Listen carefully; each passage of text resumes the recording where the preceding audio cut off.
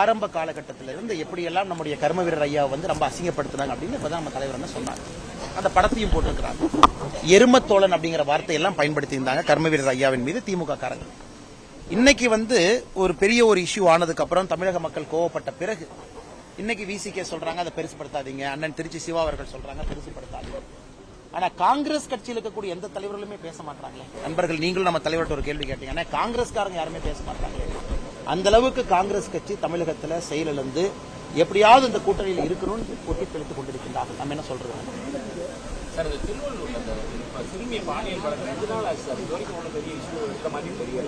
ரொம்ப துயரமான சம்பவங்கள்னா அன்னைக்கே வந்து நம்முடைய தலைவர் அவர்கள் வந்து நீங்க பாத்திருப்பீங்க. நேற்று பாரதிய ஜனதா கட்சியினுடைய மாவட்ட தலைவர் எல்லாமே காவல் நிலையத்துக்கு போயிருந்தாங்க. நேற்று முந்தின 2 நாளுமே போயிருந்தாங்க.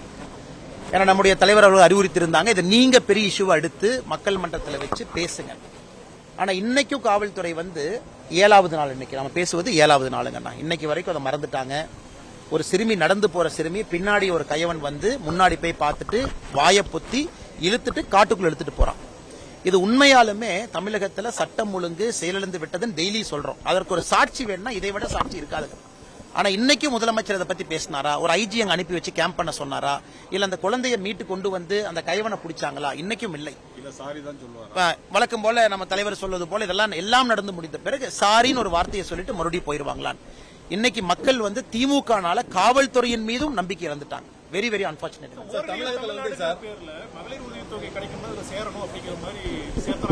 அண்ணா இன்னைக்கு அவங்க பண்றது எல்லாமே நாம வந்து கடந்த ஒரு 5 நாட்களாக பார்த்து கொண்டிருக்கின்றோம். எல்லா இடத்துல ஃபோர்ஸ் பண்ணி என்ன சொல்றாங்கன்னா, இதில் நீங்க சேர்ந்தா மட்டும்தான் உங்களுக்கு நாங்கள் கொடுக்கக்கூடிய 1000 ரூபாய் பணம் வந்து சேரும். இது ஒரு இடத்துல கம்பல்சிவா சேர்த்துறாங்க. 2.5 கோடி பேர் சேர்த்துறங்கிறக்காக எல்லா இடத்துலயும் ஃபோர்ஸ் பண்ணி சேர்த்துறாங்க. ஒன்று. இரண்டாவது, திமுக காரங்க என்ன சொல்றாங்கன்னா, பல இடத்துல தேர்தலுக்கு பணப்பட்டுவாடாவும் கூட இப்படித்தான் நாங்க பண்ணுவோம். இப்ப நீங்க சேர்ந்தாத்தான் திமுக உறுப்பினராக சேர்ந்தாத்தான் பணப்பட்டுவாடா நடக்கும். இதையெல்லாம் நாம் பார்த்து கொண்டிருக்கின்றோம். வெட்க கேடுங்கன்னா 2.5 கோடி பேர்த்த இப்படி அங்க சேர்த்துவாங்க. 4 வருடம் ஆன பிறகு 5வது வருஷத்துல ஒரு கட்சி 5 முறை ஆட்சியிலிருந்து 6வது முறை இருக்கக்கூடிய கட்சி கூவி கூவி மாம்பழம் விற்பதை போல கூவி கூவி மக்களை சேர்த்துக் கொண்டிருக்கின்றார்கள். இதுலயே தெரியுது. நிச்சயமாக அவங்க தோக்க போறாங்க. தேசிய ஜனநாயக கூட்டணி தான் ஜெயிக்க போகுது.